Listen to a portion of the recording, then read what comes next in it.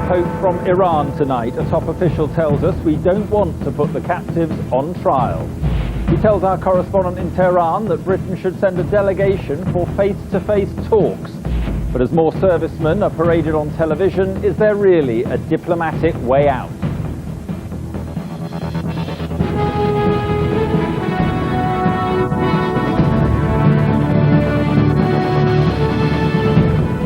The clearest indication yet that the Iranians are seeking a way to resolve the standoff, but their national security chief, Dr. Ali Larijani, tells us the British government still had to change its attitude for the crisis to end soon. Also tonight, the cocaine king convicted of the biggest drug smuggling operation ever seen in Britain. 25 years on, Margaret Thatcher remembers those she sent to war in the Falklands and the moment it all began. We've been taken over the radio station, as expected, by the Argentine invasion force. Señor, un minuto! Did you take the gun out of my back? But I'm not speaking with a gun in my back. And Kylie Unlimited, the new deal that gives you more control over the music you buy online. East Midlands, the region remembers the Falklands conflict. Tonight, we're with a Derby man who lost his son in the war 25 years ago.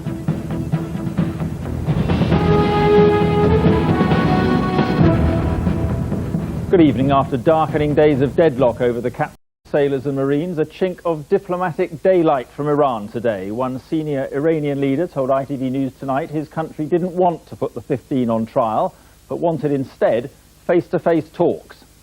More of the captives have been shown on Iranian television, but with the promise that this would be the last time, because they said Britain's attitude had improved. Tonight, the Foreign Office echoed the suggestion of Iran's Secretary of National Security that talks offered the way out. Our Middle East correspondent, Julian Mannion, is in Tehran and reports on the prisoners in Iran, day 11. More pictures of the prisoners, once again displayed to the British government's disgust on Iranian television. These images seem to be from video shot last week, but this time more of the 15 Navy personnel are seen. And the Iranians now claim that all 15 have confessed to trespassing in their waters. I operate out of frigate Foxtrot 99 using two sea boats that look like this called Pacifics, and we were arrested in this location here. Two more apparent apologies were broadcast last night. The men were Navy Lieutenant Felix Carman and Captain Chris Eyre of the Royal Marines. These may be the last such statements to be shown. Tehran Radio now claims that there have been some positive changes in British attitude, which could possibly lead to a solution, and that these televised apologies will not be shown again. This drama has been taking place during Iran's New Year holiday, which has closed much of the government down. Normal business will resume tomorrow, and President Mahmoud Ahmadinejad is planning to hold a news conference, doubtless intended to reassure his people that he's handling the crisis the right way. And tonight, the Secretary of Iran's National Security Council told me that his government wants a diplomatic solution, but that the British government must change its attitude to get one.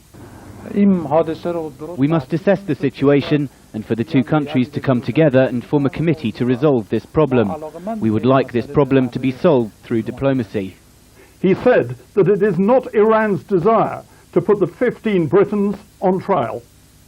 We wanted to release the lady sailor, but once we were confronted with aggressive language and the use of other international means such as the EU and the Security Council, we thought maybe Britain was interested in resolving this through court. But our aim is to solve this problem by diplomatic means. Though the signs may be a little more hopeful, it's clear that freedom for the sailors will depend on detailed face-to-face negotiations and perhaps on some in London being prepared to swallow some pride. Julian Mannion, ITV News, Tehran. Well, if the British government does hold talks with Iran, as it's suggested tonight, the question is, who will they be talking to? Iran being Iran, there's no simple answer to that. Negotiating with Iran was never going to be easy. It's a country of opposing factions fighting for supremacy, and it's often difficult to know where the real power lies. At the top, Iran's spiritual leader and highest authority, Ayatollah Ali Khamenei. His voice supposedly overrides all others, and he's generally regarded as the country's conservative figurehead. Beneath him, but still with considerable power, is the fiery hardline president Mahmoud Ahmadinejad. He has key allies within the secretive Revolutionary Guards, responsible for capturing the Britons. But even the guards are apparently split over whether to hand the servicemen back or hold on to them. And then there's another key player in the power battle in Tehran. He's the former president, Akbar Hashemi Rafsanjani, a man considered more pragmatic than his opponents.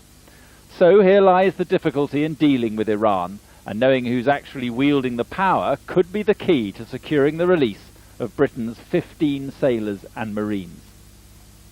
Now let's return to Julian in Tehran. Julian, how did you interpret what Dr. Larijani's been saying this evening? Well, I think the immediate good news, which will be welcomed by the families and friends of the 15 sailors, is that it is not Iran's desire, he says, to put them on trial. What he's saying is that they want a diplomatic solution, but a diplomatic solution that is not going to be all that immediate or all that easy to achieve. That at least is my reading of it. He's talking about still a change of attitude by the British government. An earlier statement on the radio, which started all this morning, said there had been a slight change of attitude by the British government, but clearly, judging from Dr. Larijani's remarks, it's not enough. What he's stressing is face-to-face negotiations, no more appeals to international bodies, face-to-face negotiations, which, as I say, may involve just a few painful compromises in London and possibly also here. All right, Julian, thank you very much indeed for joining us. Thank you. Right, still to come on the programme, Task Force Freeing the Falklands, a special look back on the 25th anniversary of the invasion. But first, it's not the kind of criticism he wants as he aims to become Prime Minister. The row between Gordon Brown and business bosses over the pensions black hole got increasingly bitter today. The CBI said it was completely untrue that they wanted him to tax pension contributions back in 1997. Tom Bradby joins us from number 11 Downing Street tonight. Tom. There's an old but quite useful phrase, which is that there's no such thing as a free lunch. Back in 1997, many people thought Gordon Brown's budget was terribly clever. He found new money from a place no one thought it would be missed, the apparently well-stocked pension funds. His officials predicted a huge row, and now, 10 years later, they've got one. Who can say we don't have our fingers on the pulse? But the questions that arise from it are quite serious. Does Gordon Brown bear some responsibility for the destruction of our pension system? And if so, could it stop him getting to number 10? We certainly had it all to look forward to. We were told we had the best pension system in Europe, and that meant that if you worked hard and paid your dues, you might just get to look forward to a life of relative luxury and ease. But not anymore, at least not for most of us. The accusation the Tories make is simple. Gordon Brown stole your pension. In fact, it's more complicated than that. Brown's decision to cut the tax credit on dividends did put pension funds under pressure. They were then hit by the stock market crash of 2000 and a rise in average life expectancy, up to 84 for a man and 87 for a woman. Companies didn't want to cut back on profits, so more than two-thirds chose to close their generous final salary schemes to new members. And all that at a time when hard-pressed workers are going to have to find an extra £600 billion to fund public sector pensions. Brown's opponents, inside the party and out, say the pension fund raid was a colossal mistake. And you don't have to be very bright to know that stock markets go up, but they also come down. And what pension funds most need is security over the long term. If you're thinking of entering a pension fund now, you're talking about decisions which are going to affect maybe the next 70, 80 or 90 years.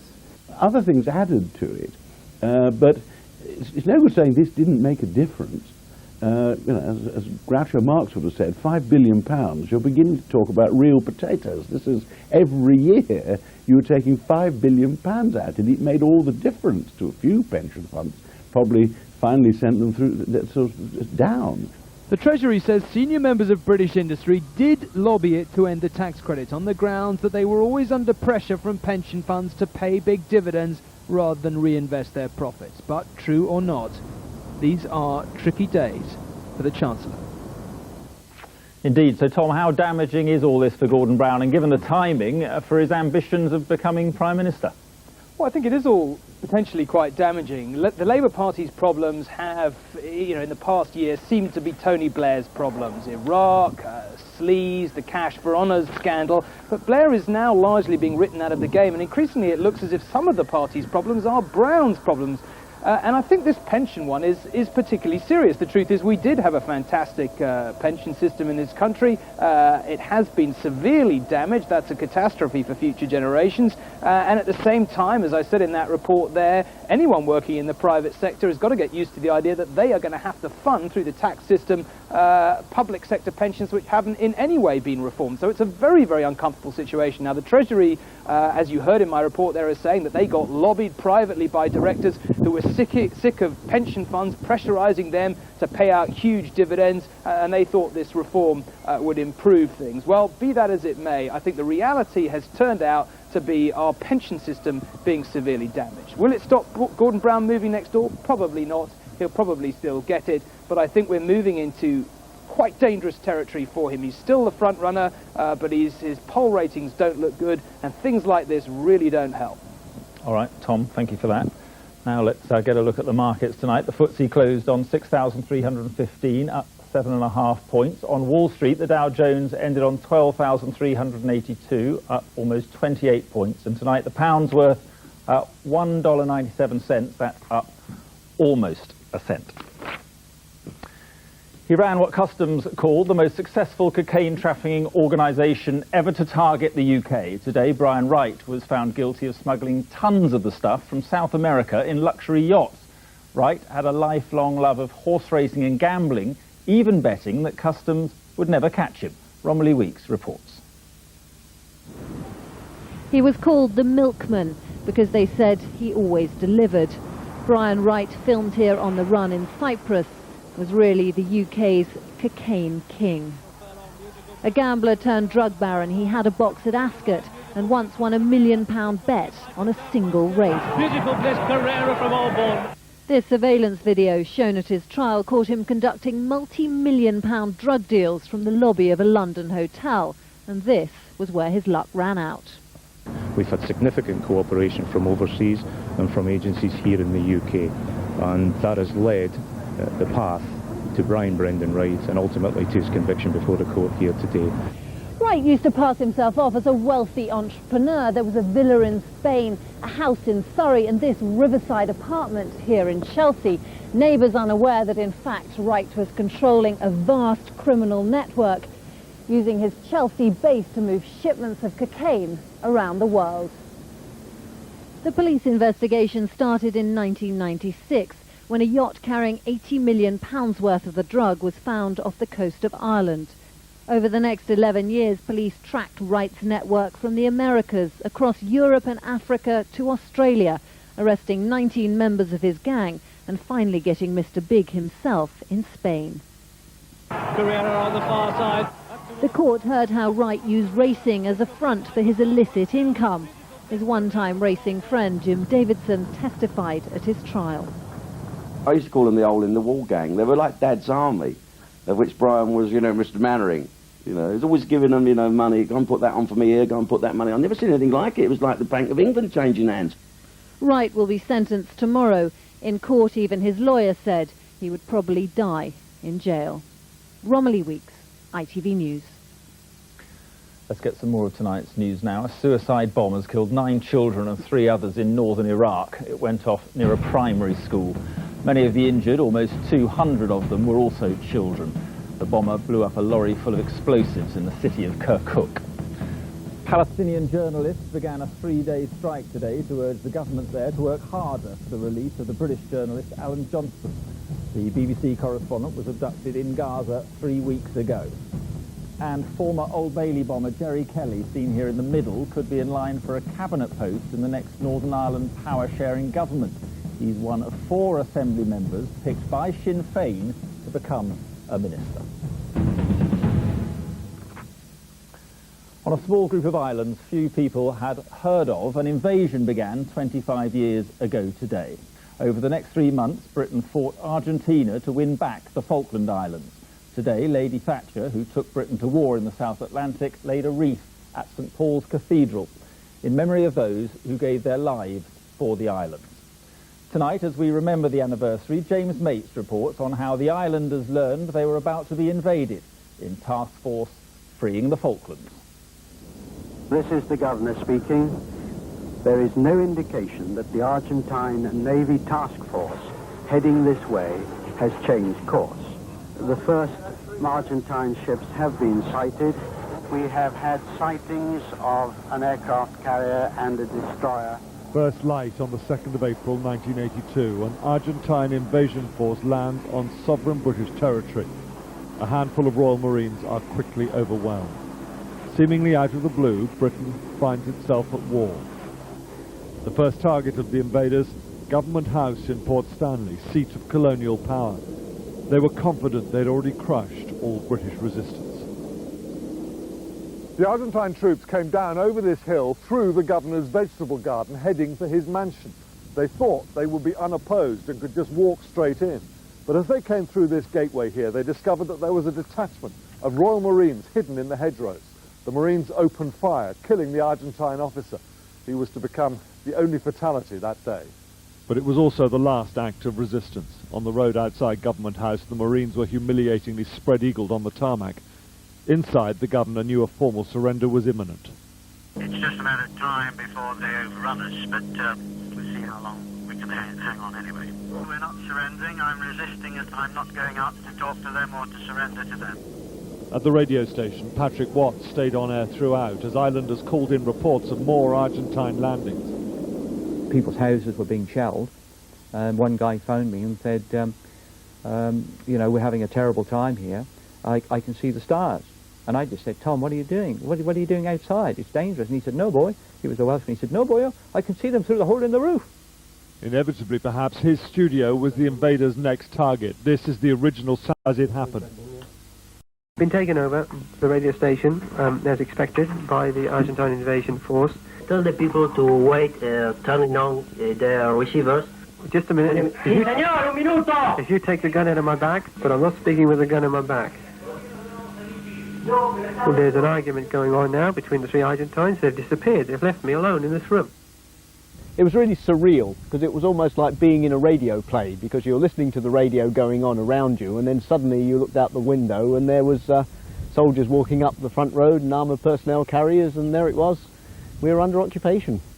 In his final address by telephone, the governor was defiance itself. His Excellency the Governor is on the line now.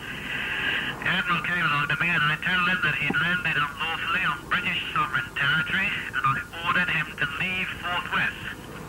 He refused, claiming that he was taking back territory that belonged to Argentina. I'm sorry it's happened this way. It's probably the last message I'll be able to give you.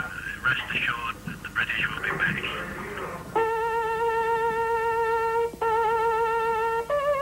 The Argentine flag was raised in Stanley that day. For the first time since the Channel Islanders in World War II, British citizens had fallen under foreign occupation.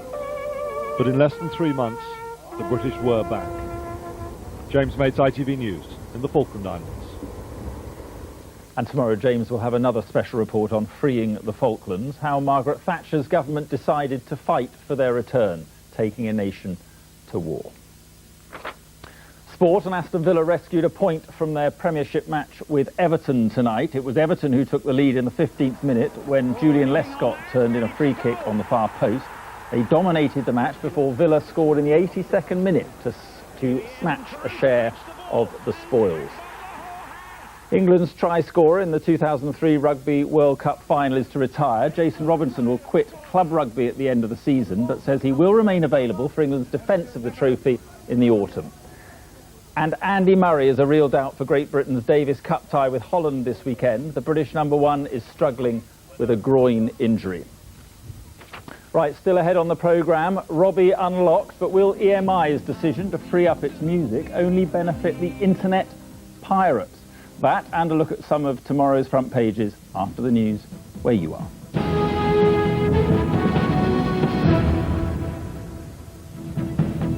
Hello, you're watching Central News for the East Midlands.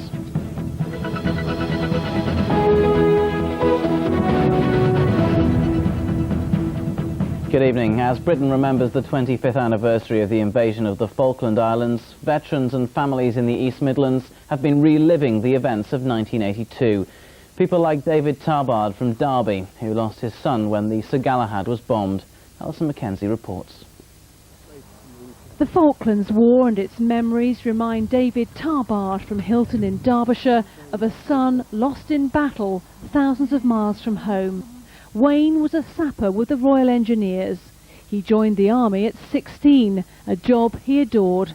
Then came the call to war. Wayne and his squadron were called to give support to the Welsh Guards on Sir Galahad in Fitzroy Bay. On June the 8th, the ship was bombed by Argentinian forces. I was watching the news at night and it said they were moving heavy equipment and they had taken casualties, and I knew at once it was Royal Engineers. So I phoned it, they give you a phone number, and I phoned this number and they said they had taken casualties but Wayne wasn't amongst them, and he had a clear run up to then. And then the next morning there was a knock on the door and it wasn't so. He had been reported missing. After I think they searched the ship 3 times looking for him and they just couldn't find him. David Tarbard has visited the Falkland Islands to see for himself the memorial set up to honour his son and others who died that day 25 years ago. Every day you miss them. It's not just the 25 years. We attend services every year. The lad who lived and died for the army. Alison Mackenzie in Hilton for Central News. Now, as the Iranian hostage crisis deepens tonight, the captured Leicester Marine Adam Sperry's local MP has spoken of his anger. Marine Sperry is among 15 service personnel being held in Iran. Today, Adam was shown on Iranian television for the second time in 3 days. Leicester South MP Peter Soulsby has condemned the tactics. It's appalling that they're being paraded in this way and used by the Iranian authorities. But that having been said, I think they're probably doing the very sensible thing in the circumstances, which frankly is saying what the Iranians want to hear. I think that it's very important that the Iranians recognise that they're doing nothing but damage to their reputation and to their future relations with the international community. A man has been sentenced to life in prison for murdering his estranged wife and her lover at their Northamptonshire home. Fiona Marshall and Richard Flippence were found dead after the fire at Brampton Ash last April. Alex Marshall was also found guilty of arson. He set fire to the property to cover his tracks. The judge of Birmingham Crown Court said that Marshall should serve a minimum of 30 years in prison. Now, 2 sisters who lost both their mother and their father in separate motorbike accidents have been urging bikers to slow down as part of a police campaign. Operation Focus highlights 8 hotspots in Derbyshire and was launched earlier today at one of the worst on a stretch of the A6 between Watts Stanwell and Cromford. Helen Finch reports. Melanie and Kerry Smith's mother, Colleen Griffin, was killed while riding as a pillion passenger on their father's motorbike.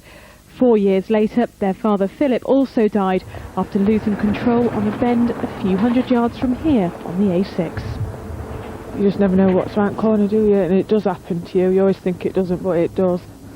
You know, our children have got no grandmas now, you know, well, they have, but they've lost the biggest. They loved the granddad, didn't they, and the grandma. This is where Philip Griffin died a couple of years ago when he lost control of his motorbike doing around 70 miles an hour on this bend here. And that's why his 2 daughters are so keen to back Derbyshire Police's campaign to get bikers to lower their speeds. They say in the last 2 years, 25 have lost their lives on the county's roads. Motorbikes make up just 1% of Derbyshire's road users, yet they account for up to a third of road deaths. The county's police force hope that through Operation Focus, they can get the message across to bikers that speed kills. Helen Finch in Cromford for Central News. Well, time now for a look at the weather forecast.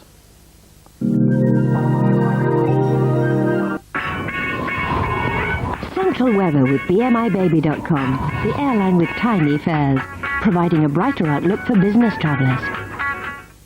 Hello there. Well, some lovely sunshine today and above average temperatures. Tomorrow, though, they'll be back down to the norm we'd expect for the time of year. But it's not going to feel bitterly cold, I have to say, even so, but certainly colder. Overnight tonight, a touch of ground frost for many parts of the region, mostly dry, some clear spells. Tomorrow morning, there will be some thicker cloud to the eastern side of the region, maybe some spots of drizzle out of that thicker cloud, but elsewhere, sunny spells, and by the afternoon, sunny spells for all, but with a bit of a breeze as well, just taking the top off these temperatures, around 10 at best, or 11, that's 50, 52. Bit more cloud around on Wednesday, bright and sunny on Thursday and Friday, and a recovery in temperatures again. That's it. Bye-bye. TheMIBaby.com, providing a brighter outlook for business travellers. Thanks, Emma. Well, that is it from us for now. Central News is back during GMTV tomorrow morning. And don't forget, Central Tonight with Steve and Sam, 6 o'clock every weekday evening. But now it's time to go back to the ITV News studios in London to rejoin Mark Austin. Good night.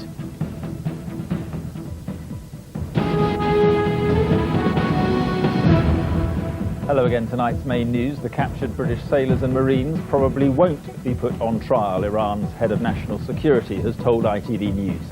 Britain's biggest drug baron is facing a life sentence after being found guilty of importing cocaine. And Baroness Thatcher has laid a wreath to those killed in the Falklands War.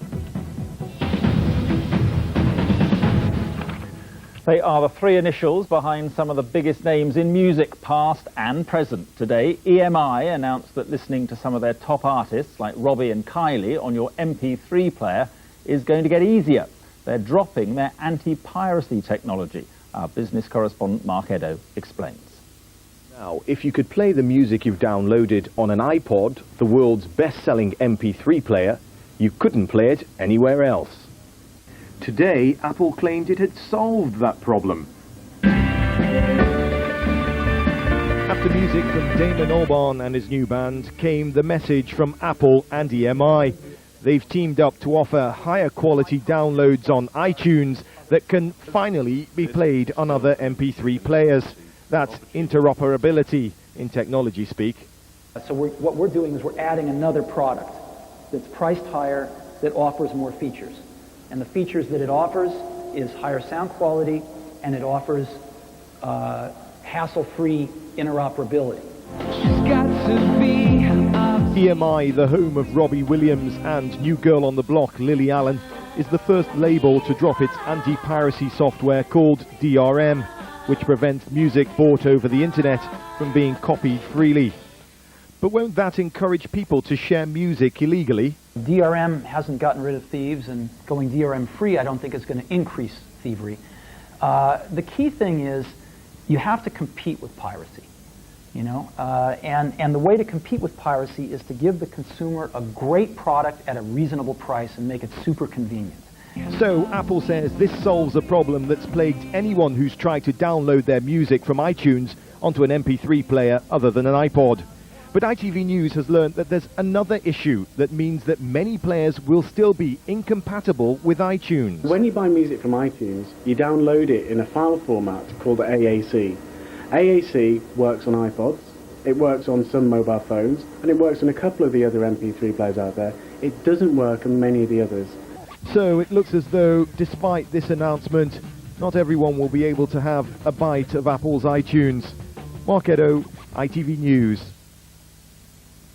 Quick look at tomorrow's front pages. The Sun claims an RAF chief has asked pilots to consider flying kamikaze missions. It says Air Marshal David Walker said suicide attacks could be a last resort in the terror war. The Guardian reports that ministers want to ban 2 new date rape drugs after research concluded that illicit drugs were a factor in 1 in 3 assaults. The Mail leads on a teenager who knifed a grandmother to death after smoking cannabis. It says the teenager claimed voices from the computer game Grand Theft Auto set him on a mission to stab a black woman. And the Independent claims that it was an American attempt to kidnap Iranian officials which has caused the current diplomatic crisis. And there we are, those are tomorrow's headlines. That was tonight's news. So from me and from everyone here, good night and thank you for watching.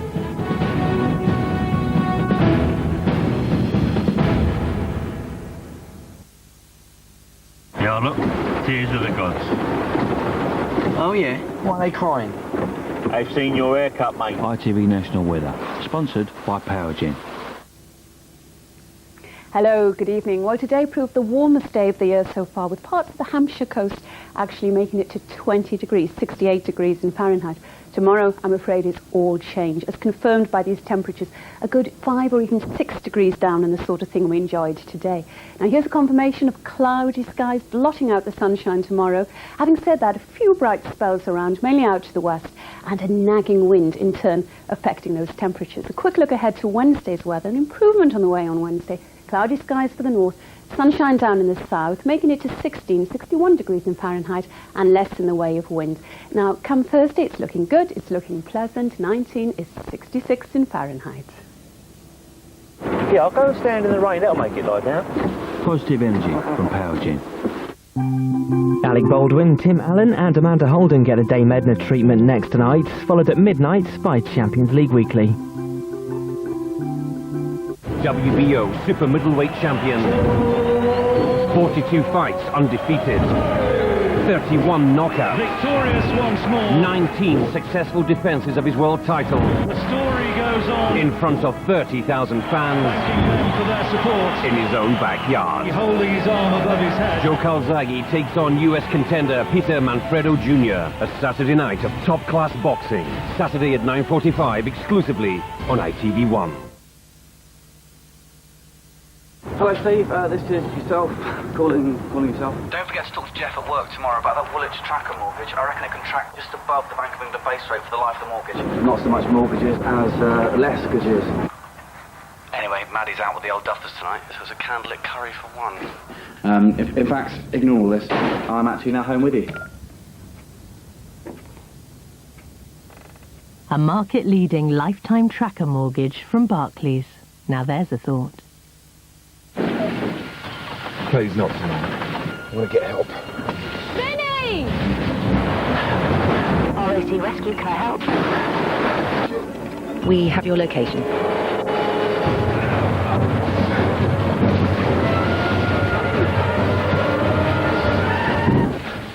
Get in the car. With extra patrols after dark for nighttime breakdowns, it's RAC to the rescue.